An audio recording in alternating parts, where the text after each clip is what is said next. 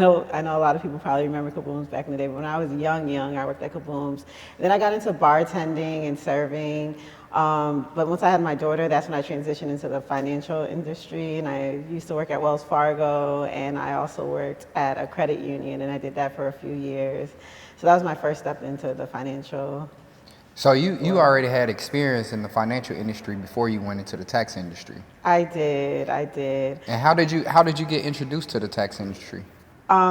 Reaching out to Nella Graham one night, well, Nella Howard now, but one night randomly, after I moved from Fort Lauderdale, I ended up reaching out to her, interested just to start my tax What business. was it that you seen that was like attractive to the industry?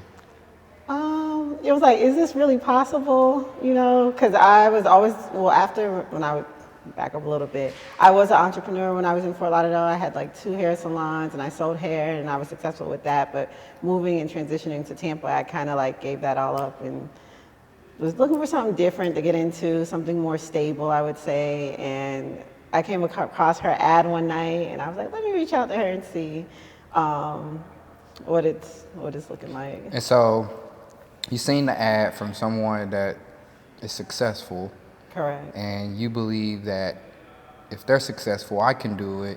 Where did you get that belief from, though? Because everybody don't have that belief. I guess having faith, listening to her story and listening to the advertisement, I was like, is this possible? And I just had to really honestly step out on faith and see, you know, what God can do for me. And I just stepped out on faith and I don't regret it. And so you get into the program.